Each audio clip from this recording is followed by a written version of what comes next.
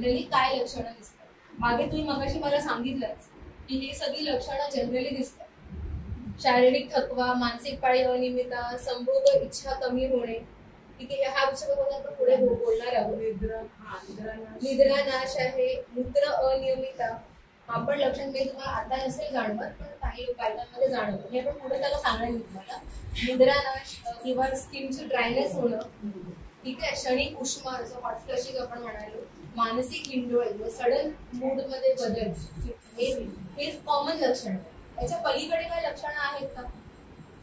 सांधेदुखी वगैरे तर ठीक आहे, ते सगळ्यांनाच माहिती. वजन वाढ, ते आहे त्याच्या वजन वाढ. अजून काय लक्षणं आहेत का? तुम्हाला एक गोष्ट सांगून आश्चर्य वाटतं, ही तुमची बॉडी आहे, या सगळ्या अवयवामध्ये ईश्वराचा परिणाम होतो. फक्त तेवढीच लक्षणं नाहीये, लक्षणं मेनोपॉजची नाहीये. मी सांगेन आता सांगेन, याच्यामध्ये सांगेन तुम्हाला.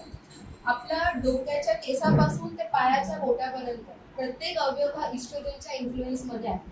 जेव्हा इस्ट्रोजनचा ह्रास होतो तर या सगळ्या अवयवांमध्ये कार्यक्षमता त्यांची कमी होते. आपण पहिला वरून सुरू करूया केसांपासून. केसांमध्ये काय होतं? केस ढिगाळ होतात, हेअरफॉल होतो किंवा नको त्या ठिकाणी केस वाढतात. हे का वाढतात? कारण की इस्ट्रोजन आणि टेस्टोस्टेरॉन हे ऑलमोस्ट सेम लेवलला येतात. पहिलं कसं असतं की इस्ट्रोजन जो आपण तो ग्राफ बघितला ना, पिंक लाईन आणि ब्लू लाईन, इस्ट्रोजन डॉमिनेट होता थ्रू आउट अ लाईफ. तो टेस्टोस्टेरॉन काम करून देत नव्हता.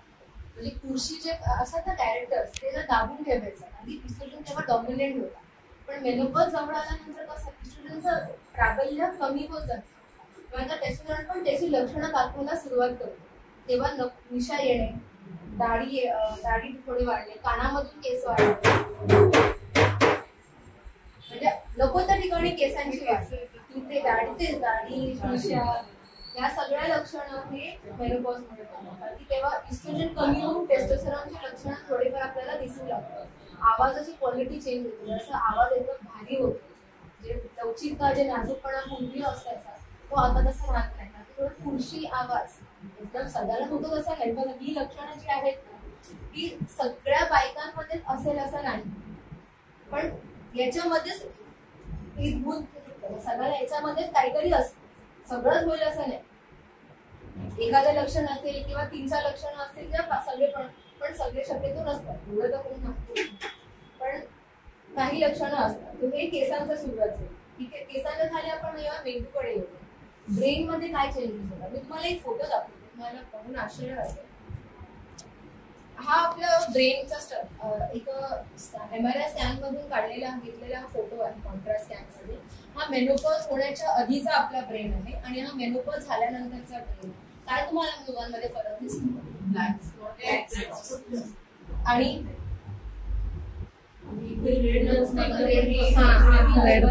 हा जो रेड पोर्शन आहे ना, हा आपल्या मोटर एरियाज आहे. म्हणजे आपल्या मेंदूमध्ये जे कॉग्निटिव्ह स्किल्स म्हणतो ना, कॉग्निटिव्ह स्किल्स म्हणजे नवीन काही गोष्टी ऐकणं, समजणं आणि शिकणं, ही जी प्रक्रिया असते ही या मोटर एरियाज मुळे होते. तर पूर्वी तुमच्या हा एकदम बघा, हा लाल भाग एकदम ब्राईट रेड दिसतो, तिथे तुम्हाला कमी झाले. म्हणजे जेव्हा मेनोपॉज मध्ये पोहोचतो तेव्हा आपले मोटर स्किल्स कमी होतात. मी बरोबर तुमच्या मुलीला सांगत असेल, आईला किती पण सांगू काही पटतच नाही, ऐकतच नाही, तिला ते पाहिजे तेच करते. हे का होतं? हे कमेंट्स काय होतात? कारण की अडॅप्टेबिलिटी कमी होते. आपण नवीन आपले हे कमी क्षमता कमी झाल्यामुळे नवीन गोष्टी ऐकणं, बदलणं स्वतःला, ही टेंडन्सी ह्या वयामध्ये कमी होते. जनरली आपण या स्वभावाचा राग करतो बायकांना, ही हट्टी आहे, पण तसं नाही. हा निसर्गाचा तिच्या डोक्यामध्ये हे चेंजेस झालेले असतात की कॉग्निटिव्ह स्किल्स तिचे कमी होतात आणि नवीन गोष्टी शिकण्यामध्ये खूप जास्त एफर्ट घ्यावं लागतं. म्हणजे आपण सहसा ते लोक आणि गोष्टी लक्षात राहतो, हे लगेच विस्मरण होते. याच पुढे जाऊन रूपांतर डिमेन्शिया आणि अल्झायमर्स मध्ये पण काही बायकांमध्ये होतं. म्हणजे जे पोस्ट मेनोपॉजला पोचतात ना, त्या बऱ्याच बायकांमध्ये त्याचं प्रमाण पण आढळतं. ठीक आहे, तर याच्यामध्ये मी पुढे सांगितलं. आणि मूड डिझर्व, आपली मोटर एरिया इफेक्ट झाल्यामुळे आपला मूड पण बराच कंट्रोल आपल्या ब्रेन मध्ये असतो. तर त्याच्यामध्ये पण सडन फ्लक्च्युएशन होतात. जसं आता तुम्ही काय म्हणायला की एका क्षणी खूप आनंदी वाटतो, एका क्षणी खूप राग येतो, एका क्षणी खूप दुःखी होतो, एका क्षणी आपण हसायला लागतो. हे सडन जे म्हणजे 1 मिनिटामध्ये हा मूड चेंजेस होतो. तर हे सगळे चेंजेस होणं स्वाभाविक आहे. याला काही औषध नाही आहे, फक्त एकच आहे की आपण स्वतः स्वीकार करायचं, त्याला सांगायचंय की माझ्यामध्ये हे होतंय, कारण की हे होणं अपेक्षित आहे, काही विकृती नाही. बघा, सगळ्यात पहिला तुमच्या लोकांमध्ये एक गोष्ट समजणं गरजेचं आहे की मेनोपॉज मध्ये आपलं शरीर बदलतं, बिघडत नाही. बिघडणं आणि बदलण्यामध्ये फरक आहे. आपल्याला फक्त या बदलाला समजून जाणून घ्यायचं, त्याच्या अकॉर्डिंग वागायचं, तसं आपल्याला कंडक्ट करायचं. काही बिघडणं तुमचा अबनॉर्मल नाहीये राहत, त्या गोष्टी नॅचरल आहे. ठीक आहे. थोडंसं खाली येऊया डोळ्यांमध्ये. डोळ्यांमध्ये पण मेनोपॉजचा असर होतो. साईज, आपल्या डोळ्याचं नेत्रबिंदूची साईज कमी होते, हे लोक किंवा चेंज होते. ऑल्टर चष्मा घालणाऱ्या लोकांना एवढं कळत नाही, पण जे काही लेन्सेस वापरतात, कॉन्टॅक्ट लेन्सेस, त्यांना ते लेन्स कधी टोचायला लागतात, सेम लेन्स, पण ते आपल्याला टोचायला लागतात किंवा ते आपल्याला विजन क्लिअर दिसत नाही, कधी आपल्या नेत्रबिंदूची साईज थोडीशी ऑल्टर होते. दुसरी गोष्ट, ड्राय आय, डोळे खूप कोरडे होते. इस्ट्रोजन कमी झाल्यामुळे काय होतं, डोळ्यांमधले जे अश्रुग्रंथी आणि जे स्वेट ग्लँड्स असतात त्याचा स्त्राव शोषला जातो, कमी होतो. किंवा यांचंच नाही, शरीरामध्ये कुठल्या पण ग्रंथी आहेत, कुठल्या पण ते असे ग्रंथी जे आपल्या ओलावा क्रिएट करतात, ते सगळ्यांचा स्त्राव कमी झाल्यामुळे ड्रायनेस, एक उष्णता शरीरामध्ये निर्माण होते मेनोपॉजमध्ये. तर डोळ्यांच्या ठिकाणी ड्रायनेस येणं, त्याच्यामुळे काय होतं, प्रखर लाईट सहन होत नाही, लगेच डोळे लाल होतात, किंवा पापडाच्या ठिकाणी सूज येते, लाल होणे, डोळ्याचं प्रचंड पाणी यायला लागतं, काही डोळ्यात थोडंसं गेले तर लगेच डोळ्यातून पाणी यायला लागतं, ही लक्षणं दिसतात. दुसरी गोष्ट म्हणजे ग्लुकोमा, म्हणजे आपण ऐकलं असेल, ग्लायकोमा नावाचा एक आजार आहे डोळ्यांमध्ये, त्यामध्ये नेत्राचा प्रेशर वाढतो. हे पण पोस्ट मेनोपॉझल वुमेनमध्ये जास्त प्रमाणामध्ये दिसून येतं. त्याची सुरुवात आधीच होते, म्हणजे पेरिमेनोपॉज होते, पण त्याचे लक्षण आपल्याला दिसतात पोस्ट मेनोपॉज गेल्यावर. दुसरं, कॅटरॅक्टचं प्रमाण पण जास्त दिसतं. हे सगळ्यांमध्ये होईल असं नाही, पण काही बायकांमध्ये कॅटरॅक्टचं प्रमाण हे मेनोपॉज झाल्यानंतर जास्त आढळ, असे बरेच स्टडीज कंडक्ट केलेले आहेत. ठीक आहे. थोडंसं खाली येऊया. एक इथे या फोटोमध्ये एक गोष्ट दिली नाही, ते म्हणजे तोंडामध्ये. ओरल हेल्थ मध्ये पण बऱ्याच गोष्टी चेंज होतात. जसे आपण आपल्या हातापायांचे हाडं रिड्यूस होतात ना, तसे दात पण रिड्यूस पडतात. आपले गम्स आहेत, गम्स मध्ये ब्लिडिंग होते किंवा तिथे इन्फेक्शन येणे, सूज येणे, तोंडामध्ये अल्सर्स होणे, मुखपाक आपण त्याला म्हणतो, किंवा जिभेवरती अल्सर येणे, जीभ कोरडी होणे, सलायवाचं सिक्रेशन तिथे पण कमी होते. जसे नेत्रामध्ये अश्रुस्त्राव कमी होते, तसे तोंडामध्ये सलायवा कमी होऊन ते आपल्या तोंड सुकं पडतं, ड्रायनेस ऑफ माउथ, आणि त्याच्यामुळे टेस्ट थोडीफार चेंज, चव लागत नाही जेवणाची. त्या गोष्टी पण काही लोकांमध्ये बघायला, सगळ्यामध्ये येतील असं नाही. परत हे सांगते कारण की हे मला काही हे होत नाही, असं करत होतं का, पण तुम्हाला असं बघितलं एका दुसऱ्या बाईला होत असतं. ठीक आहे. जेव्हा तिथं आजूबाजूला कोण असं म्हणत असेल तर सांगा बाबा याचे संबंध मेनोपॉजशी असू शकतो, तर इथे पण त्याचा इफेक्ट होतो तोंडामध्ये. ठीक आहे. थोडंसं खाली आलो तर स्किनमध्ये पण मेन एकदा ड्रायनेस होतं. इकडचं पण आपले जे ऑइली ग्लँड असतात स्किनमध्ये, त्याचा पण स्त्राव कमी झाल्यामुळे स्किनमध्ये ड्रायनेस येते प्रकारचं.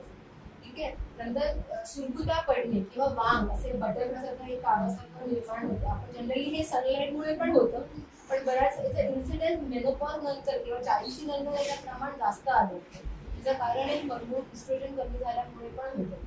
मग चेहऱ्यावरती किंवा इथे खास तर असे क्रो फीट लाईक असे डोळ्याजवळ, आणि इथे तोंडाच्या भोवती पण असे आपण पर्सला कसे गाठी बांधतो, टोपली बांधतो, असं इथे आपल्याला सुरकुत्या पडतात तोंडाच्या अँगलला. असेही आपल्या स्किन मध्ये चेंजेस होतात. ठीक आहे. थोडं खाली आलो अजून तर ब्रेस्टमध्ये, छातीचा आकार. आता जेव्हा पाळी सुरुवात होते तेव्हा आपले ब्रेस्ट कसे सघन होतात, ताठ होतात, पण इस्ट्रोजन कमी झाल्यामुळे काय होतं, जे फॅट असतात ना ब्रेस्टमध्ये ते कमी होत जातात. त्याच्यामुळे ब्रेस्ट स्लॅग होणं किंवा लोंबणं. काही बायकांमध्ये हे स्त्रीत्व कमी झाल्यासारखं त्यांना वाटतं की ब्रेस्ट तसा जसा आकार त्याला तसा पहिल्यासारखं नाही राहिला, पण हे नैसर्गिक आहे, याला काही करू शकतो. ठीक आहे. अजून थोडं खाली आलं तर लंग्समध्ये पण इस्ट्रोजन कमी झाल्यामुळे परिणाम पडतो. मी ऐकलं असेल की बऱ्याच जणी म्हणतात की मला थाप लागते, थोडं काम केलं तरी मी दमते का आणि एकदम हाफायला लागलं, कारण की लंग कॅपॅसिटी कमी होते. जे काम तुम्ही 40च्या आधी सपोज तुम्ही पायरी धाड चढून येऊ शकत होतं, 30 पायरी चढताना तुम्हाला 40 नंतर जमत नाही, धाप लागते, कारण की लंग्सची श्वास घेण्याची आणि एकत्रित करण्याची कॅपॅसिटी ही कमी होते. आणि ज्या बायकांना पूर्वीपासूनच ॲस्थमा किंवा सीओपीडी किंवा एलर्जी, ब्रॉन्कायटिस किंवा असे काही आजार असतात, त्यांना हा त्रास जरासा जास्त वाढतो 40 मध्ये पोहोचल्यानंतर. तर लंग्सवरती पण या गोष्टींचा परिणाम होतो. हार्टमध्ये काय होतं की, आणि पुढे आपण हार्टचा विषय बघूया की इस्ट्रोजनचं खूप महत्वाचं काम आहे कोलेस्ट्रॉलच्या मेटाबॉलिझममुळे. बॉडीमध्ये जे कोलेस्ट्रॉलचं म्हणजे चरबीचं पचन चयापचय हे इस्ट्रोजनमुळे होतं. जेव्हा इस्ट्रोजन कमी होतं तर त्वचामधले कोलेस्ट्रॉल हे फॅटचं प्रमाण वाढायला लागतं, म्हणून वजन वाढतं. खासकर पोटावरचा घेरा जास्त वाढतो, म्हणजे विसरल फॅट्स आपले जास्त असतात. आपल्या हातापायांमध्ये एवढा फॅट्स नसतात, त्यामध्ये पेशी आणि हाडं जास्त असतात. जास्त फॅट आपल्या मधल्या ट्रंकमध्ये असतं, म्हणून तिकडचा हे जास्त वाढतो मेनोपॉजमध्ये. तो फॅट्स वाढल्यामुळे, कोलेस्ट्रॉल वाढल्यामुळे काय होतं की दुखल्यापर्यंत शक्यता राहतात. पुढे जाऊन हार्ट अटॅक किंवा कार्डियक अरेस्ट अशा काही गोष्टींचे रिस्क वाढतात. सगळ्याला होईल असं नाही, घाबरू नका उद्या जाऊन मला हार्ट अटॅक येणार आहे, असं नाही होणार आहे, असं काही नाही. तर तिथे आर्थरोस्क्लेरोसिस किंवा चरबीच्या गाठी बनण्याची प्रक्रिया ही वाढते बिकॉज ऑफ इस्ट्रोजन डेफिशियन्सी. त्याच्यामुळे हार्टची कार्यक्षमता कमी होणं हे पण एक भाग याच्यामध्ये होतो. ठीक आहे. थोडंसं खाली आलो तर दोन अतिशय महत्वाच्या गोष्टी आहेत. एक तर लिव्हर, आणि तुम्ही तिथे दिसते बोवल लिहिलंय. बोवल म्हणजे तुमचा पक्वाशय, इंटेस्टाईन. हे दोन अतिशय महत्वाचे, मी पुढे डायग्राम दाखवते. त्याच्यामध्ये अतिशय महत्वाच्या दोन घडा म्हणजे इस्ट्रोजन. आणि तुम्हाला एवढं सगळं माहित असेल की आपण जे काय खातो, आपल्या शरीरामध्ये जे काय अवयव असतात त्याचं पचन होतं, मग पोटामध्ये जाऊन त्याचं विभाजन होतं, सारकिट्ट गोष्टी वेगळी होतात, किट्ट बाहेर पडतं आणि सारभाग शरीरामध्ये पुन्हा सुटला जातो. हा नॉर्मल आपल्या बॉडीची पचन संस्था. तसंच इस्ट्रोजनच्या बाबतीमध्ये पण होतं. इस्ट्रोजन ओव्हरीज मधून निघतं, रक्ताच्या मार्गामध्ये संपूर्ण शरीरामध्ये काम करतं आणि फायनली ते कुठे जातं, लिव्हर मध्ये जातं. लिव्हर मध्ये त्याचं पचन म्हणजे त्याचं डिऍक्टिव्हेशन होतं, फसतो लिव्हर मध्ये. आणि लिव्हर पुढे काय करतो, याला पुढे आपल्या पक्वाशयामध्ये पाठवतो. आता तू बघ याचं पुढे काय करायचं, मी याला पचवून तुला दिलंय, तर तू बघ काय करायचं. आता पक्वाशयामध्ये तुम्हाला माहित असेल एक गट बॅक्टेरिया नावाचा प्रकार असतो. आपल्या पोटांमध्ये काही चांगले जंतू असतात, आपल्याला माहिती आहे. वाईट जंतू पण असतात जे मुलांमध्ये आपण बघतो, आणि चांगली जंतू पण असतात किंवा आपण गट बॅक्टेरिया म्हणतो. ज्याचं असणं शरीरामध्ये खूप महत्वाचं आहे, कारण की त्यांनी शरीराचं पचन म्हणजे आपल्या अन्नाचं पचनासाठी ते खूप महत्वाचं असतं. तसंच त्या गटमध्ये एक अशा काही ग्रुप आहे बॅक्टेरिया जो इस्ट्रोजनला पचवण्याचं काम करतो. इथे तुम्हाला एक दिसेल खाली बीटा, हे पण आहे डोकं ठेवलं तरी हरकत नाही, एवढं महत्वाचं नाही. फक्त एवढं लक्षात ठेवा की इस्ट्रोजनचं जे आहे तो गटमध्ये काम होतं. आता तुम्हाला एक असं सिच्युएशन इमॅजिन करा की तुमच्या बॉडीमध्ये बऱ्याच वर्ष तुम्ही तुमच्या पोटाकडे लक्ष दिलेलं नाही, काही पण खाल्लेलं आहे, काही पण त्याच्यामध्ये जे त्याच्या आत्याच्या पोटावरती केलेलं आहे, पोटाचा बॅक्टेरिया थकून गेलेला आहे आतापर्यंत. आणि जेव्हा आता इस्ट्रोजन कमी होतो त्याला कळतंय की बाबा आता थोडंसं इस्ट्रोजन येतोय, त्याला पचवायला मला खूप थोडाच वेळ आहे, थोडासा आराम करतो. तो आराम बघू, पण तो आराम करेपर्यंत जो थोडासा मध्ये पण तो चांगला असो इस्ट्रोजन, तो बराच शरीराच्या बाहेर निघून जातो. आणि जेव्हा तो जागा होतो बाबा तो निघून चाललाय, तुला पकडतो, तो पण त्याच्या हातामध्ये उठतं काय, फक्त सार भाग म्हणजे पित्त भाग तो पुन्हा शरीरामध्ये ऍब्झॉर्ब होतो. इस्ट्रोजनचं ऍब्झॉर्प्शन हे चांगल्या प्रकारे होत नाही, गट चांगला नसेल तर. आयुर्वेदामध्ये असं म्हणतात की मंद अग्नी सर्वे रोगे अग्नी, म्हणजे सगळ्या आजाराचं मूळ ही तुमची पचन संस्था. तुम्हाला जर तुमचा इस्ट्रोजनचा त्रास सगळ्यात कमी करायचा असेल, तुम्हाला हे जे मेनोपॉजल सिम्पटम सगळ्यात कमी त्रास वाटत असेल तर आपल्या पोटाकडे लक्ष द्या. तुमचं गट हे चांगलं असणं, पचन प्रक्रिया चांगलं असणं खूप गरजेचं आहे. वेळेवर भूक लागणं, वेळेवर मोशन्स होणे किंवा आपल्या पचन ढेकर स्वच्छ निघणे, आपले जे हवा बाहेर पडते ती स्वच्छ निघणे, मास नसणे, या गोष्टी असणं खूप गरजेचं आहे. जर गट हेल्थ चांगलं असेल तर इस्ट्रोजनचं ऍब्झॉर्प्शन चांगल्या प्रकारे होतं. म्हणून जेव्हा इस्ट्रोजन कमी होतो तेव्हा त्याचा परिणाम लिव्हरवरती पण होतो आणि गट हेल्थ वरती पण. काय परिणाम होतो आपण परत त्या फोटोकडे जाऊया. लिव्हर मध्ये इन्फ्लमेशन वाढतं जेव्हा इस्ट्रोजनचं प्रमाण शरीरामध्ये कमी. आता हे तुम्हाला एवढं कदाचित नाही समजलं, तुमचं टेक्निकल टर्म पडतात, तरी पण मी ट्राय करेन. नाही समजलं तरी हरकत नाही. एवढं लक्षात ठेवा की जर इस्ट्रोजन शरीरामध्ये कमी होतं तुमच्या लिव्हरचं फंक्शन जराशी स्लो होते, गटचं फंक्शन स्लो होतं आणि जरा स्लगिश होतं, सुस्त होतं. इन शॉर्ट तुम्हाला कळेल असं. तर त्याच्यामुळे काय होतं, ज्या बायकांमध्ये फॅटी लिव्हरचं प्रमाण वाढतं, कारण की ऑलरेडी बोलली की फॅट जास्त बनते शरीरामध्ये आणि त्याचं डिपॉझिट कुठे होणार, लिव्हरवर. जनरली 40च्या नंतर बायकांमध्ये फॅटी लिव्हर याचं प्रमाण वाढतं. जर तुमची लाईफस्टाईल चांगली नसेल 12 ते 40 वर्षापर्यंत, तर तुमचं ते बॉडीमध्ये जे कोलेस्ट्रॉल जे बनते ते कुठे वापरलं जात नाही, ते शरीरामध्ये साठून त्याचं फॅटी लिव्हरमध्ये रूपांतर होतं. आणि ज्यांना पहिल्यापासूनच लिव्हरचे काही त्रास आहेत, काही हेपेटायटिस झाले आहेत, हेपेटायटिस व्हायरस सी, बी मध्ये ऐकलं असेल, त्या व्हायरसचे इन्फेक्शन झालेले आहे, तर ते त्रास लवकर लिव्हर त्यामधून लवकर बाहेर पडत नाही जेव्हा इस्ट्रोजन कमी झालेलं असतं. कारण की लिव्हरला मेन जो ब्लड सप्लाय आहे तो इस्ट्रोजनमुळे मिळतो. इस्ट्रोजन कमी झाल्यामुळे लिव्हरमध्ये येणारा रक्तप्रवाह कमी होतो. हे तुम्हाला नाही समजलं तरी हरकत नाही. फक्त एवढं लक्षात ठेवा की इस्ट्रोजन मेनोपॉज मध्ये तुमची लिव्हर जरासा स्लो होतो आणि गट हेल्थ जराशी एफेक्ट होतो. म्हणून तुम्हाला लिव्हरची हेल्थ आणि गट हेल्थ हे दोघांचं लक्ष ठेवायचं आहे. तर तुम्हाला पचनासंबंधी काही त्रास नको असेल, खूप कमी लागणं किंवा कधी कॉन्स्टिपेशन होणं किंवा कधी आव पडणं, या सगळ्या गोष्टी पण तुम्हाला मेनोपॉज मध्ये दिसतात. त्याचं एक कारण इस्ट्रोजन कमी होतं. ठीक आहे.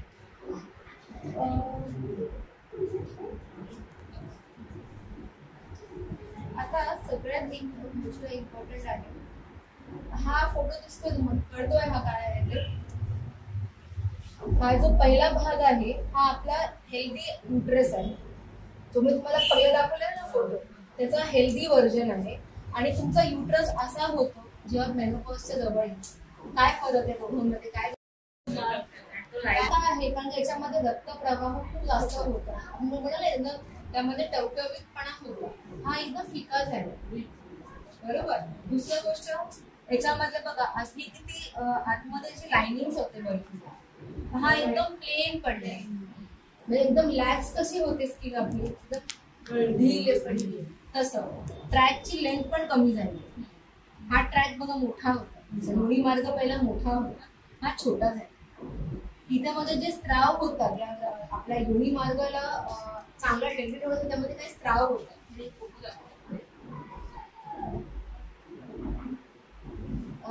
इथे हे जे ग्लँड करून ही आपली आपला जे प्रायव्हेट पार्ट आहे तो बाहेरून असा दिसतो. ठीक आहे. इथे आपलं हे आपले 2 ओठ जे बाहेर लांब साईडचे असतात ते, इथे वरती आपलं ब्लॅडरची ओपनिंग असते, त्याच्या मागे आपली ही वजनाची ओपनिंग असते, तिथून आपल्याला पाळी बाहेर पडते. आणि इथे मागे आपलं एनस असतं. ठीक आहे. जिथून आपलं टॉयलेट होतं. ठीक आहे. हे जे आहेत ना ग्रंथी, जसं ते ब्ल्यू वाले, हे ग्रंथी असतात जे तुमच्या पार्टला तर मॉइस्ट ठेवतात आणि ते सुकून देतात. पण जसं इस्ट्रोजनचं कमी होतं तसं याचा पण स्त्राव कमी होतो. त्याच्यामुळे काय होतं, आपले जे प्रजनन संस्था आहे, हा जो भाग आहे हा ड्राय पडतो. मग बऱ्याच बायकांना वजायनल ड्रायनेस हा प्रकार खूप होतो. म्हणजे प्रायव्हेट पार्टच्या ठिकाणी तुम्हाला खाज येणे, जळजळ होणे किंवा तिथे तुम्हाला असं वाटतं तिथे काहीच नको, तिथे संभोग करताना पण तुम्हाला त्याची इच्छा होत नाही, कारण की हा भाग सगळं सुकलेलं असतं. जेव्हा पेनिस आतमध्ये जाण्याचा प्रयत्न करतं तेव्हा त्याला तिथं फक्त घर्षण होतं, त्याच्यामुळे अजून पेनफुल इंटरकोर्स होतो. म्हणून आपण जनरली त्या वेळेला इंटरकोर्स टाळतो, म्हणजे आपल्याला हे आत सहन होत नाही, म्हणजे आतमध्ये एवढा कोरडेपणा असतो, तर आतमध्ये काही पेनिस आपल्याला सहन होत नाही, कारण की हा सगळं ड्राय झालं होतं. म्हणून इच्छा कमी होणे, सेक्शुअल डिझायर कमी होणे एक कारण हे पण आहे. इस्ट्रोजन कमी झाल्यामुळे तर होतोच, पण हे फिजिकल कारण हे आहे की हे असल्यामुळे आपण फिजिकल कॉन्टॅक्ट सहन करत नाही. तर हे ड्रायनेस बऱ्याच बायकांमध्ये होतं. आपण जनरली या विषयाबद्दल डॉक्टरला पण कोणाला सांगतच नाही, कोणाला सांगत नाही. डॉक्टरला तर तुमची गोष्ट, आपण एक्सेप्ट करत नाही की आपल्याला कसं होतंय, कसं होतं. हे नॅचरल गोष्टी आहे, सगळ्यांनाच होईल असं नाही, पण होत. 10 मध्ये 5-6 बायकांना तरी हे होत. हा सिम्पटम खूप कॉमन आहे, वजायनल ड्रायनेस. कारण की याच्या आणि बाकी सगळं बघा सगळं एकदम फिकं पडलेलं आहे. क्षमता मग आपण काय म्हणतो की मेनोपॉज नंतर गर्भधारणा शक्यच होते ना, की गर्भ आपला कसा सुकलेला असतो, पहिला जसा टवकलेला आणि मांसदार असतो, नंतर त्याच्यामध्ये काहीच होत नाही. काय करतो, काय त्यामध्ये बाळ राहणार, काहीच नाही. हा फरक पडतो प्री मेनोपॉझल आणि पोस्ट मेनोपॉझल. ठीक आहे. आणि हा त्याच्यामध्ये दुसरा एक गोष्ट, हा डायग्राम मध्ये या फिगर, आता हे आपला युट्रस आहे.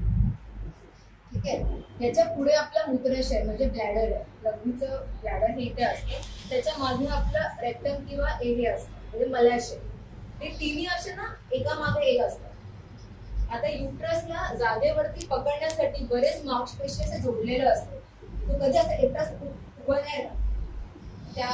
त्याच्या आजूबाजूला असे सपोर्ट असतात, मसल्सचे, लिगामेंट्सचे, एक पूर्ण घेरा असतो जो त्याला सपोर्ट करतो. जेव्हा काय होतं की 40 वर्ष तुमचा हा जो भाग आहे त्यांनी खूप काम केलेलं असतं, गर्भधारणा सगळ्यात मोठा काम, त्याच्यामुळे हे पूर्ण स्ट्रक्चरच चेंज होतं. हे तुमचे हे आहेत ना, हे पेल्विक मसल्स, हा मसल टोन लूज पडतो. कारण की एवढं मोठं बाळ तुमच्या पोटामध्ये वाढल्यानंतर तिथे थोडं पण ते लूजपणा असणारच ना. आणि ते 12 वर्ष, काही बायकांना तर 3-4 मुलं होतात. विचार करा तिचं शरीर हे किती सहन करत असेल, हे ताण किती सहन करत असेल. त्याच्यामुळे सगळ्या पेशी लूज पडतात कालांतराने. आणि 40 वर्ष तुमचा गर्भशयला पकडून ठेवलंय त्यांनी, तो पण थकणार त्या पेशी. माझा हिशोब तो आहे. आणि लूज पडल्यामुळे काय होतं, हा गर्भाशय ना एक सगळ्या मलाशय आपल्या या ब्लॅडरवरती पडतं. म्हणजे हे पेशी, त्याला पकडणाऱ्या पेशी ढिल्या पडल्यामुळे हा लूज पडतो. आणि हा पुढे कोण आहे, त्याच्या युरिनरी ब्लॅडर. म्हणून वारंवार लघवीची संवेदना होणे हे पण एक लक्षण मेनोपॉज मध्ये जाणवतं. वारंवार टॉयलेटला जायचं वाटतं, आपण एक बऱ्याच वेळेला हे मागच्या ठिकाणी पडतो. पुढचे मसल लूज पडून ते मागच्या ठिकाणी ड्रॉप होतं. तर कॉन्स्टिपेशन होणं किंवा मलाशयमध्ये तुम्हाला खूप जोर लावून करावं लागतं, ते पोट व्यवस्थित साफ होत नाही, हेही लक्षणं तुम्हाला याच्यामध्ये. आणि दुसरी गोष्ट, तुमचं वजायनलची आणि ब्लॅडरची ओपनिंग खूप जवळ आहे, हार्डली 1 सेंटीमीटर पण दोघांमध्ये गॅप नसतो. मग सपोज इथे तुमचा ड्रायनेस आहे, तुम्ही इथे वारंवार खाजवताय, तुम्हाला खाज लागतो, इथे उष्णता जाणं, तर याचं इन्फेक्शन इथे पण बसतं. कारण की हे याचं आउटलेट खूप जवळ आहे. धुताना वगैरे तिला हात लागणे हे जवळ असल्यामुळे तुम्हाला वारंवार लघवीचे इन्फेक्शन होतात. हा पण एक मेनोपॉज मध्ये होऊ शकतो. त्याचं कारण हे आहे.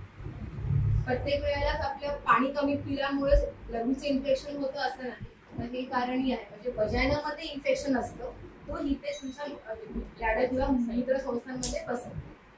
हा पण एक प्रकार आहे. ठीक आहे. परत आपण डायग्राममध्ये काय राहिलंय, हा महत्वाचा भाग म्हणजे मसल. या विषयात कोणी बोलत जास्त आपल्याला माहितच नाही की मेनोपॉज मध्ये आपण सगळ्यांना माहिती आहे की हाडं ठिसूळ होतात, ऑस्टिओपोरोसिस नावाचा आजार होतो. त्याच्यामुळे काय होतं की आपले म्हणजे एक्सरे बघा, नॉर्मल एक्सरे आता छान पांढरा दिसतो.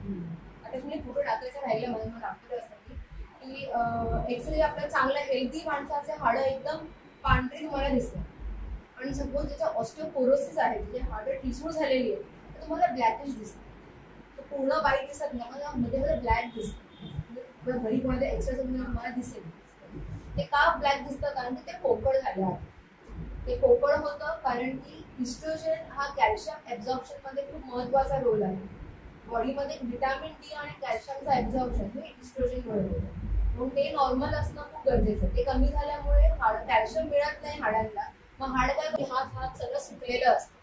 जेव्हा पेनिस आतमध्ये जाण्याचा प्रयत्न करतं तेव्हा त्याला तिथं फक्त घर्षण होतं, त्याच्यामुळे अजून पेनफुल इंटरकोर्स होतो.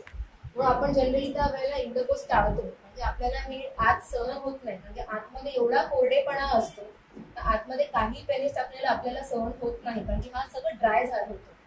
म्हणून इच्छा कमी होणे, सेक्शुअल डिझायर कमी होण्याचं एक कारण हे पण आहे. इस्ट्रोजन कमी झाल्यामुळे तर होतोच, पण हे फिजिकल कारण हे आहे की हे असल्यामुळे आपण फिजिकल कॉन्टॅक्ट सहन करत नाही. तर हे ड्रायनेस बऱ्याच बायकांमध्ये होतं. आपण जनरली या विषयाबद्दल डॉक्टरला पण कोणाला सांगतच नाही, कोणाला सांगत नाही. डॉक्टरला तर तुमची गोष्ट आपण एक्सेप्ट करत नाही की आपल्याला कसं होतंय, पण ते होतं. हे नॅचरल गोष्टी आहे, सगळ्यांनाच होईल असं नाही, पण होत. 10 मध्ये 5-6 बायकांना तरी हे होत. हा सिम्पटम खूप कॉमन आहे व्हाजायनल ड्रायनेस. कारण की याच्या आणि बाकी सगळं बघा हे सगळं एकदम फिकं पडलेलं आहे. क्षमता मग आपण काय म्हणतो की मेनोपॉज नंतर गर्भधारणा शक्यच होते ना. गर्भ आपला कसा सुकलेला असतो, पहिला जसं टवकलेला आणि मांसदार असतो, नंतर त्याच्यामध्ये काहीच होत नाही. काय करतो, काय त्यामध्ये बाळ राहणार, काहीच नाही. हा फरक पडतो प्री मेनोपॉझल आणि पोस्ट मेनोपॉझल. ठीक आहे. आणि हा त्याच्यामध्ये दुसरं एक गोष्ट, हा डायग्राम मध्ये या फिगर, आता हे आपला युट्रस आहे. ठीक आहे. याच्या पुढे आपला मूत्राशय म्हणजे ब्लॅडर आहे. लघवीचं ब्लॅडर हे इथे असतं, त्याच्या मागे आपलं रेक्टम किंवा हे असतं म्हणजे मलाशय. हे तिन्ही असे ना एका मागे एक असतात. आता युट्रसला जागेवरती पकडण्यासाठी बरेच मांसपेशी असे जोडलेलं असतं. तो कधी असं एकटाच उभं नाही राहत. त्याच्या आजूबाजूला असे सपोर्ट असतात, मसल्सचे, लिगामेंट्सचे, एक पूर्ण घेरा असतो जो त्याला सपोर्ट करतो. जेव्हा काय होतं की 40 वर्ष तुमचा हा जो भाग आहे त्यांनी खूप काम केलेलं असतं. गर्भधारणा सगळ्यात मोठा काम, त्याच्यामुळे हे पूर्ण स्ट्रक्चरच चेंज होतं. हे तुमचे हे आहेत ना, हे पेल्विक मसल्स, हा मसल टोन लूज पडतो. कारण की एवढं मोठं बाळ तुमच्या पोटामध्ये वाढल्यानंतर तिथे थोडं पण लूजपणा असणारच ना. आणि ते 12 वर्ष काही बायकांना तर 3-4 मुलं होतात. विचार करा तिचं शरीर हे किती सहन करत असेल, हे ताण किती सहन करत असेल. त्याच्यामुळे सगळ्या पेशी लूज पडतात कालांतराने. आणि 40 वर्ष तुमचं गर्भशयला पकडून ठेवलंय त्यांनी, तो पण थकणार त्या पेशी. माझा इशू तो आहे. आणि लूज पडल्यामुळे काय होतं, हा गर्भाशय ना एक सगळ्या मलाशय आपल्या या ब्लॅडरवरती पडतं. म्हणजे हे पेशी त्याला पकडणाऱ्या पेशी ढिल्या पडल्यामुळे हा लूज पडतो. आणि हा पुढे कोण आहे त्याच्या युरिनरी ब्लॅडर. मग वारंवार लघवीची संवेदना होणे हे पण एक लक्षण मेनोपॉज मध्ये जाणवतं. वारंवार टॉयलेटला जायचं वाटतं. आपण बऱ्याच वेळेला हे मागच्या ठिकाणी पडतं, पुढचे मसल लूज पडून ते मागच्या ठिकाणी ड्रूप होतं. तर कॉन्स्टिपेशन होणं किंवा मलाशयमध्ये तुम्हाला खूप जोर लावून करावं लागतं, ते पोट व्यवस्थित साफ होत नाही, हेही लक्षणं तुम्हाला याच्यामध्ये. आणि दुसरी गोष्ट, तुमचं व्हाजायनलची आणि ब्लॅडरची ओपनिंग खूप जवळ आहे. हार्डली 1 सेंटीमीटर पण दोघांमध्ये गॅप नसतो. मग सपोज इथे तुमचा ड्रायनेस आहे, तुम्ही इथे वारंवार खाजवतायचं, तुम्हाला खाज लागतो, इथे उष्णता जाणं, तर याचं इन्फेक्शन इथे पण बसतं. कारण की हे याचं आउटलेट खूप जवळ आहे. धुताना वगैरे तिला हात लागणे हे जवळ असल्यामुळे तुम्हाला वारंवार लघवीचे इन्फेक्शन होतात. हा पण एक मेनोपॉज मध्ये होऊ शकतो. त्याचं कारण हे आहे. प्रत्येक वेळेलाच आपलं पाणी कमी पिल्यामुळे लघवीचे इन्फेक्शन होतं असं नाही, तर हे कारणही आहे. म्हणजे व्हाजायनामध्ये इन्फेक्शन असतं, तो इथे तुमच्या ब्लॅडर किंवा मूत्र संस्थांमध्ये बसतो. हा पण एक प्रकार आहे. ठीक आहे. परत आपण डायग्राममध्ये काय राहिलंय, हा महत्वाचा भाग म्हणजे मसल. या विषयात कोणी बोलत जास्त आपल्याला माहितच नाही की मेनोपॉज मध्ये आपण सगळ्यांना माहिती आहे की हाडं ठिसूळ होतात, ऑस्टिओपोरोसिस नावाचा आजार होतो. त्याच्यामुळे काय होतं की आपले जर एक्सरे बघा, नॉर्मल एक्सरे तर छान पांढरा दिसतो. आता तुम्ही फोटो टाकायचा राहिलं म्हणून दाखवलं असतं की एक्सरे आपल्या चांगल्या हेल्दी माणसाचे हाडं एकदम पांढरी तुम्हाला दिसतात. आणि सपोज त्याच्या ऑस्टिओपोरोसिस आहे, म्हणजे हाडं ठिसूळ झालेली आहे, तर तुम्हाला ब्लॅकिश दिसतं. पूर्ण वाईट दिसत नाही, मध्ये ब्लॅक दिसतं. घरी कोणाच्या एक्सरे तुम्हाला दिसेल. ते का ब्लॅक दिसतं, कारण की ते पोकळ झाले आहे. ते पोकळ होतं कारण की इस्ट्रोजन हा कॅल्शियम ऍब्झॉर्प्शन मध्ये खूप महत्वाचा रोल आहे. बॉडीमध्ये व्हिटॅमिन डी आणि कॅल्शियमचा ऍब्झॉर्प्शन हे इस्ट्रोजनमुळे होतं. म्हणून ते नॉर्मल असणं खूप गरजेचं आहे. ते कमी झाल्यामुळे कॅल्शियम मिळत नाही हाडांना. मग हाड काय करतं, त्याच्याकडे जे कॅल्शियम स्टोर्ड असतं ना तेच यूज करायला लागतं आणि त्याच्यामुळे ते ठिसूळ होतं. आणि म्हणून फ्रॅक्चर होणं हा पण एक कॉम्प्लिकेशन होतात. म्हणून आपण स्वतःला यासाठी जपायचं असतं. आपण पडलो तर डायरेक्ट फ्रॅक्चरच होणार आहे, दुसरा मध्य मार्ग नाही. त्यासाठी जपणं तुम्हाला खूप गरजेचं आहे. तसं त्याच्या बोन सोबत मसल हे सुद्धा इफेक्ट होतात. आपल्या पेशींचा पण क्षय होतो, मसल लॉस. तुम्ही बऱ्याच वेळेला काही बायकांमध्ये फ्रोझन शोल्डर होतं ते पण, आणि जनरली हे पोस्ट मेनोपॉझल होतं, प्री मेनोपॉझल मध्ये नाही होत. पोस्ट मेनोपॉज झाल्या 5-6 वर्षानंतर बायकांमध्ये पेशींचं दुखणं, म्हणजे हाडं दुखणं वेगळं, पण असं हे दुखतंय, कमर दुखतंय, हे का? कारण ते मसल लॉस झालेले असतात, त्याच्या पेशी हाच पावलेला आहे. मग तुम्हाला हे सगळे त्रास त्या पिरियडमध्ये. ठीक आहे, तो एकच आपण सगळे अवयव कव्हर केले. तर या एवढ्या सगळ्या अवयवांवरती या इस्ट्रोजनचा परिणाम होतो आणि एवढ्या विविध प्रकारचे लक्षणं आपल्याला या आजारामध्ये दिसतात. म्हणजे आजार नाही म्हणता येणार, या कंडिशन मध्ये आपल्याला दिसतात.